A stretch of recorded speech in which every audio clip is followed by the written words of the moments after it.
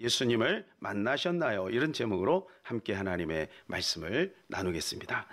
우리가 벌써 이 대림절을 시작한 지 넉 주가 되었습니다. 오늘이 이제 마지막 대림절 설교가 되겠습니다.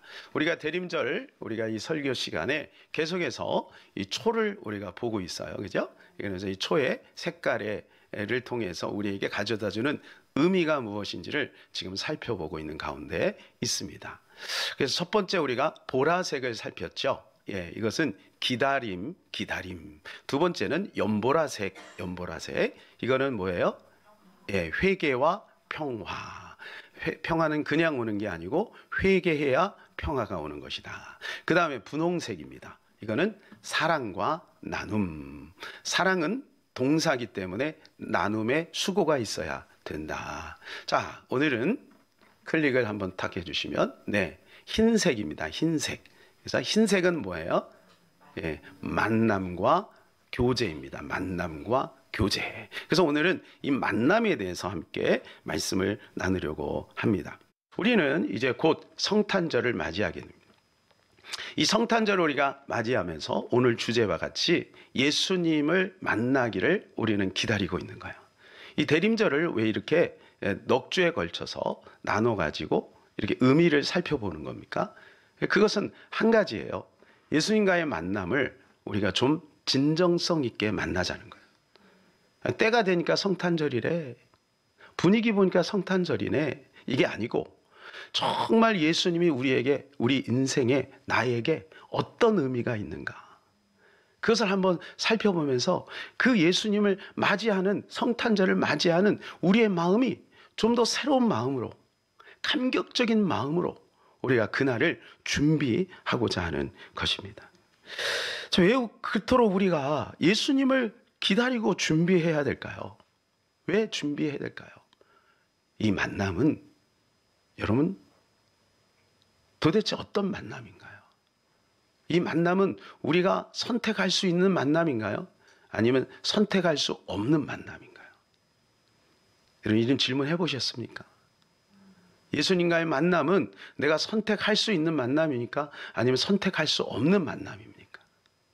우리가 이 질문 앞에 질문을 가지고 오늘 말씀을 한번 들으시면 좋을 것 같습니다. 첫 번째 질문은 이거예요. 주님을 만나셨나요? 주님을 만나셨나요? 성탄절 아침에 목자들은 예수님을 만났습니다. 그렇죠? 그리고 동방박사가 예물을 가지고 그 멀리서 예수님을 만나려고 찾아옵니다. 그리고 그 예수님을 만났어요. 그래서 얼마나 기쁘게 하나님, 그 예수님 앞에 예물을 드리지 않습니까? 안나와 시므온을 보세요. 안나와 시므온. 자기 인생에 걸쳐서 예수님을 기다려요. 그러다가 그 아기 예수님이 들어오는, 성전에 들어오는 것을 보면서 그들은 너무너무 기뻐합니다. 왜 이렇게 예수님을 이렇게 기다리고 또 예수님을 찾아오고 그렇게 할까요? 왜 성경에 그것이 기록되어 있을까요? 그 의미는 도대체 무엇일까요? 하나님은 주님과 우리 인류와의 이 만남을 주선시키고자 수천 년을 기다리셨습니다. 우리 인간의 역사 속에서 수천 년을 기다린 거예요. 제가 하나님이라면 창세기 3장 이후에 한 며칠 있다가 바로 예수님 보낼 것 같아요. 너무 긴 세월 동안 고통하잖아요. 너무 우여곡절이 많잖아요. 그러다가 이제 드디어 이제 며칠 있으면 우리가 맞이하는 그 성탄절을 우리가 맞이하게 되는 거예요.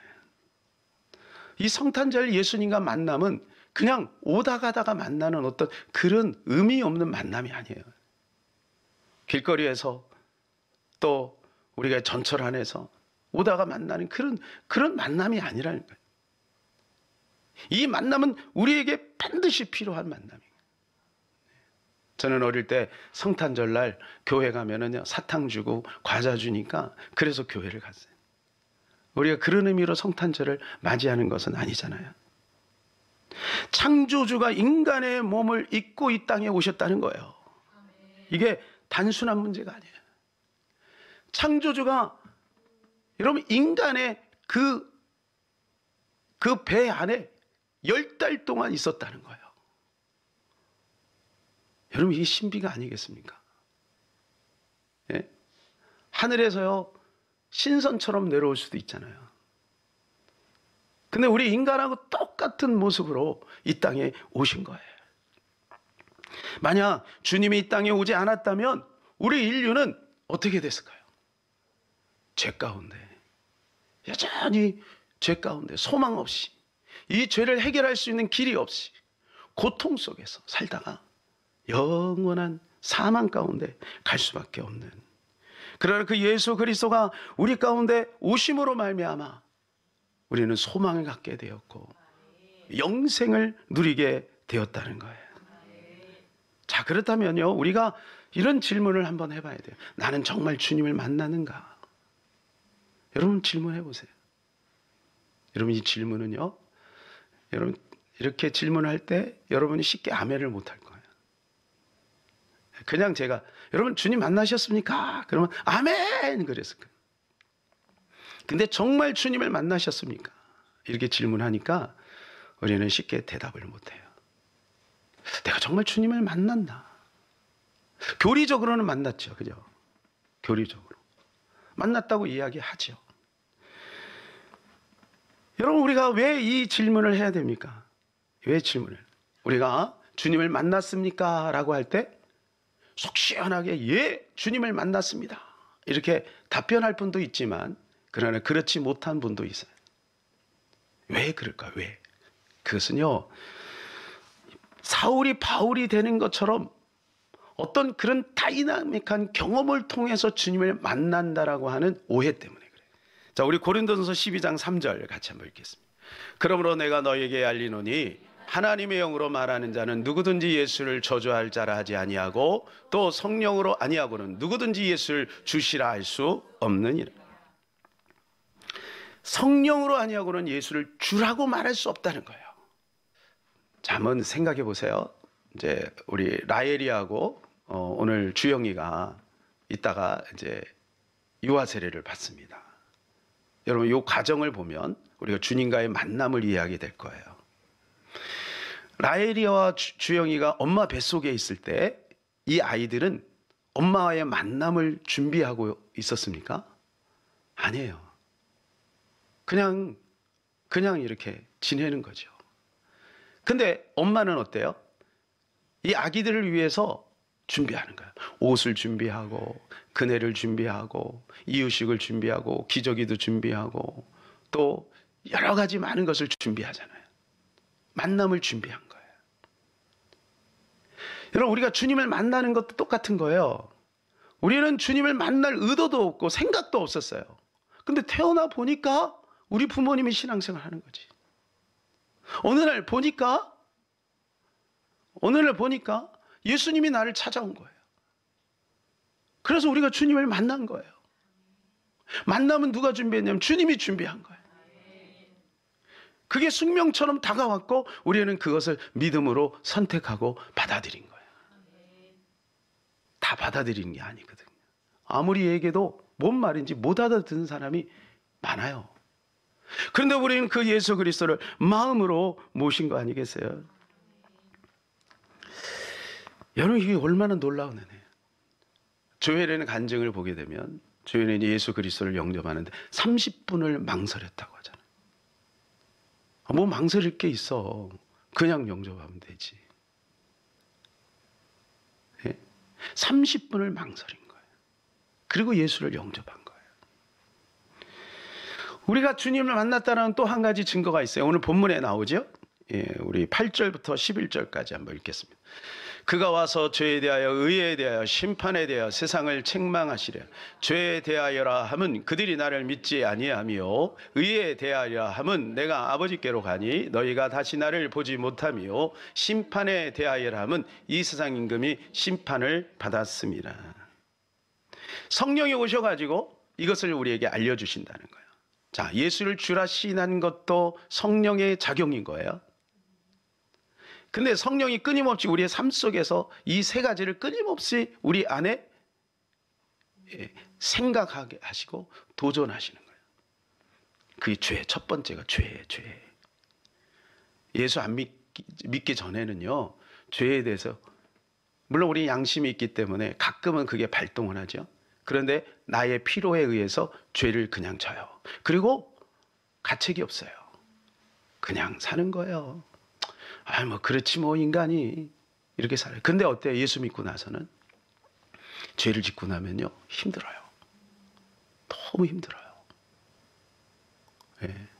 그 다음에 의입니다. 하나님의 의를 구하게 되는 거죠. 하나님의 의. 어떻게 하면 하나님의 영광을 위해서 살게 될까? 어떻게 하면 하나님의 나라를 이루며 살게 될까? 어떻게 하면 영혼을 살릴까? 이런 하나님의 의를 생각하게 되는 거예요. 어때요? 여러분 그런 게 있어요? 여러분 표정 보니까 있는 것 같아요. 예. 예. 그 다음에 심판. 우리는 지옥을 두려워해요. 여러분 예수 믿는 사람, 뭔 지옥이 있어? 죽으면 끝이지 뭐. 지식이 들어온 거죠. 잘못하면 지옥에 갈 수도 있다. 깨어야지. 깨어서 근신해야지. 믿음으로 살아야지. 우리 주변에 있는 사람들이 이제 다른 각도로 보죠. 늘 만나는 동료들도 저분은 저렇게 그냥 살다가 지옥에 갈 텐데. 대통령이 부럽나요? 예? 예수 안 믿으면 지옥인데. 여러분 이게 극단적인 얘기가 아니잖아요. 여러분 우리의 유통기한은 영원입니다. 우리의 유통기간은 100년이 아니에요. 영원히. 그 영원을 위해서 준비하는 거예요. 보통 사람들이 잘 먹고 잘 살려고 어릴 때부터 좋은데 유치원 보내고 그죠? 피아노 배우고 그래서 20년을 준비해, 30년을 준비해. 그 다음에 나머지 70년을 잘 사는 거예요. 그럼 우리의 영혼을 위해서는 몇 년을 준비해야 될까요? 예? 70년을 위해서 30년을 준비했는데 영혼을 위해서는 몇 년을 준비해야 되겠어요? 우리의 인생을 다 드려야 되는 거예요. 그러니까 우리는 영혼을 준비하며 살아가는 거예요, 지금. 그래서 여러분 이 삶이 소중한 거죠.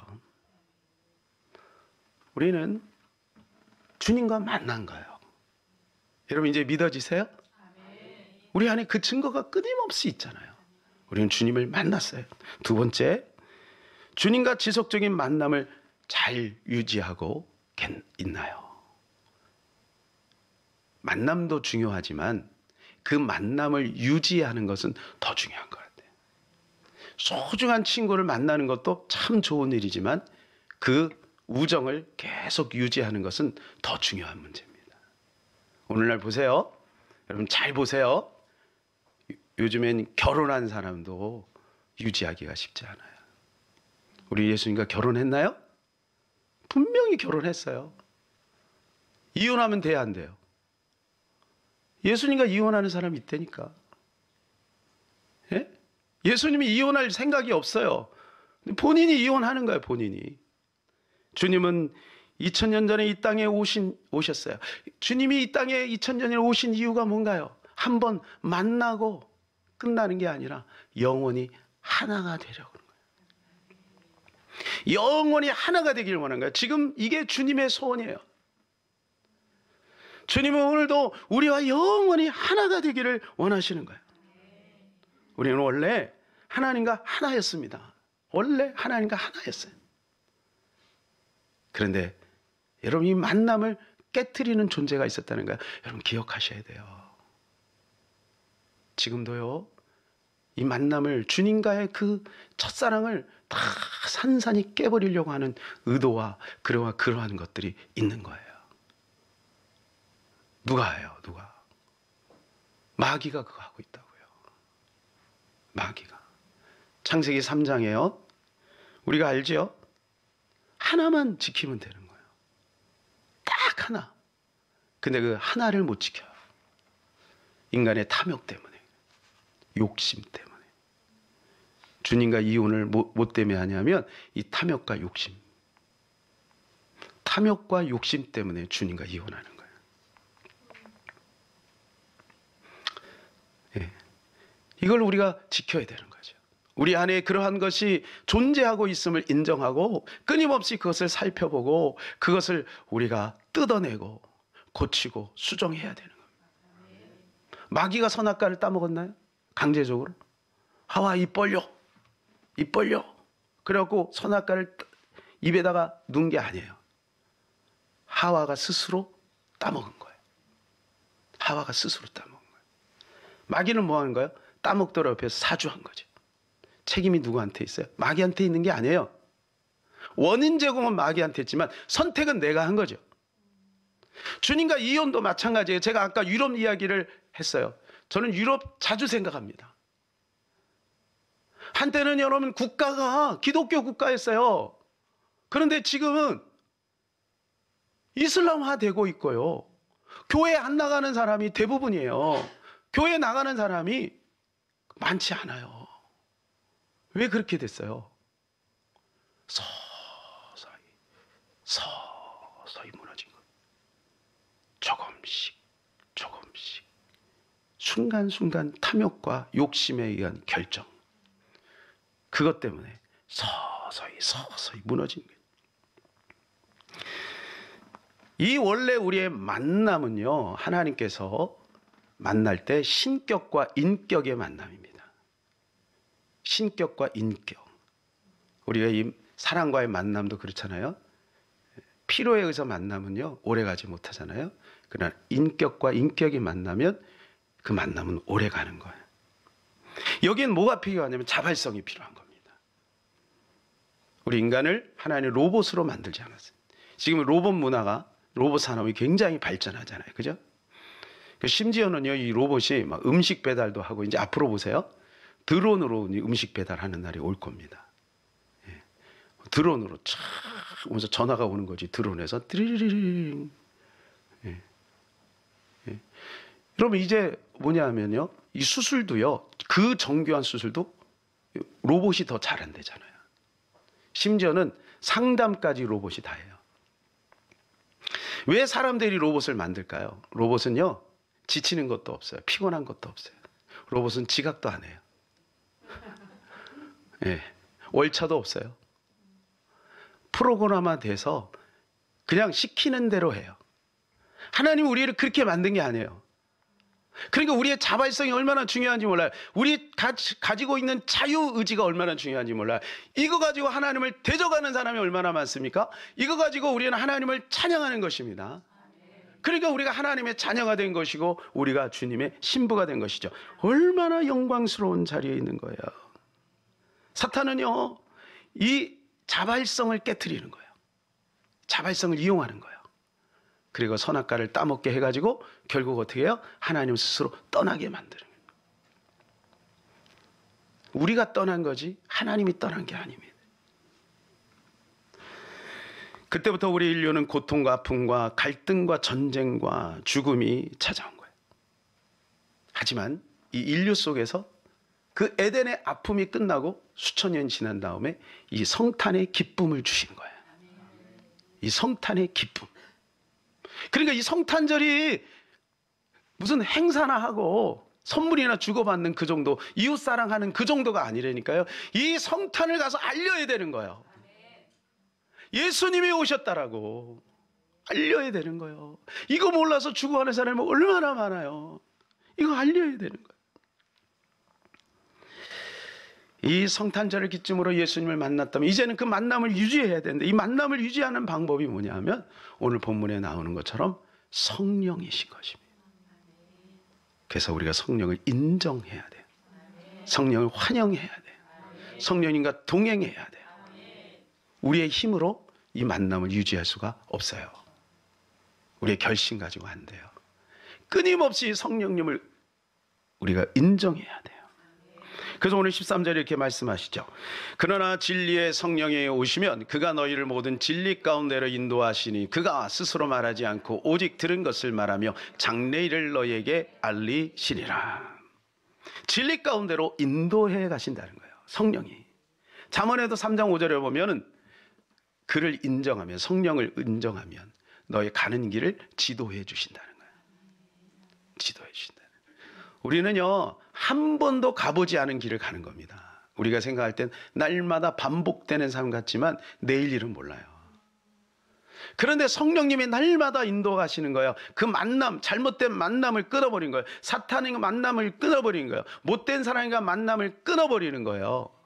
그리고 하나님께서 우리를 보호하시고 인도해 가시는 것이죠. 그 성령님이 어디 계시는 거예요? 우리 안에 계시는 거예요. 붙었다 떨어졌다 붙었다 떨어지는 게 아니라 여전히 우리 안에 항상 계시는 거예요. 우리 안에. 자, 요한복음 14장 17절입니다. 그는 진리의 영이라 세상은 능히 그를 받지도 못하나니 이는 그를 보지도 못하고 알지도 못함이라. 그러나 너희는 그를 아나니 그는 너희와 함께 거하시며 또 너희 속에 계시겠습니다. 너희 어디 계신다고요? 속에 계신다는 거예요. 속에 계신다. 성령이 우리 속에 오셨다라고 하는 것, 이것도 우리가 자꾸 어떤 표적이나 어떤 경험을 통해서 확인하려고 하니까 확신을 못하는 거예요. 그냥 말씀을 인정하면 되는 거예요. 성령이 아니고는 예수를 주라 시인할 수 없다 그랬잖아요. 사도행전 2장처럼 바람처럼 불처럼 그렇게 성령이 임해야 되는 게 아니라는 거예요. 그런 경험이 없어도 우리는 하나님의 말씀을 의지하고 그 말씀을 믿으면 되는 것입니다. 두 번째 우리가 기억해야 될 것이 있어요. 이건 뭐니? 만남을 유지하는 첫 번째 방법은 성령을 날마다 따라가는 거예요. 두 번째 방법이 있어요. 그건 뭐냐? 예수 그리스도를 보화처럼 여겨야 된다. 보화는 여러분 어때요? 여러분이 지금도 머릿속에 떠오르는 생각이 있을 거예요. 그죠? 어디를 가든지 늘 신경 쓰는 게 있을 거예요. 그죠?